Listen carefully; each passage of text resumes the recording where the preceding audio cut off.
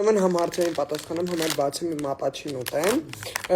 Ֆիլմի գաղափարը հենց ճամբարում չի, որ առաջացել է, բայց ճամբարը եղել է գլխավոր պատճառներից մեկը, որովհետև երբ որ նկարահանում ենք «Չկորես երգի» տեսահոլովակը, մենք թրիլերը որոշեցինք անենք ֆիլմային ժանրի, sense պատմողական եւ այլն, որպեսզի մարդիկ չհասկանան, որ դա երգ է, այսինքն երգի տեսահոլովակ է։ Երբ որ արդեն տեղադրեցինք, մարդիկ անդադ տոմսի վաճառք էին ուզում եւ այլն, եւ հենց այդ էլ վերջնական որոշումն էր, որ մենք պետք է նկարահանենք ֆիլմ։ Որքան ժամանակ հստակ չեմ կարող ասեմ, որովհետև տենց չենք ֆիքսել,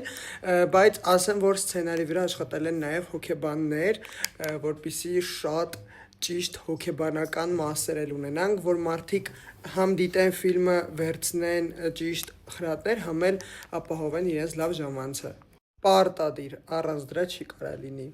Եվս մեկ անգամ ասեմ, պարտադիր։ Ֆիլմի սյուժեն այնպես է գրված, որ բոլոր տարիքային խմբերը կարող են դիտել լիովին հանգիստ, որտեղ այնտեղ չկա 18+ տեսարաններ, սարսափ տեսարաններ ու նվատիպ տեսարաններ, որը արգելված է երեխաների համար, այնպես որ հանգիստ կարող են գնալ եւ դիտել։ Լինելու է դետեկտիվ ողբերգություն։ Երբ որ դուրս գա ֆիլմի թրիլերը, այդ ժամանակ կհասկանաք ինչի մասին է, հիմա սփոյլ չեմ կարող անեմ։ 5 րոպե ինչ տեղադրել եմ այս քոյենշուսները ու մի 10 հոգի մոտավորապես գրել է քանի սերիա է, քանի մասից է բաղկացած եւ այլն։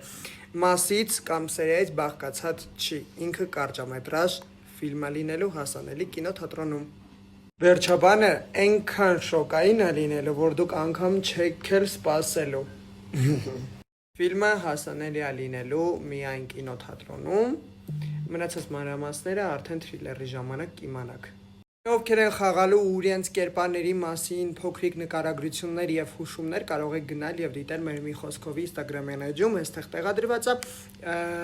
բաներները այնտեղ տեղադրված է, կարող եք մտնել, ծանոթանալ կերպարների անունները, համ կիմանաք, համ էլ իրենց մասին էլի ոնց որ ասեցի փոքրիկ նկարագրություն։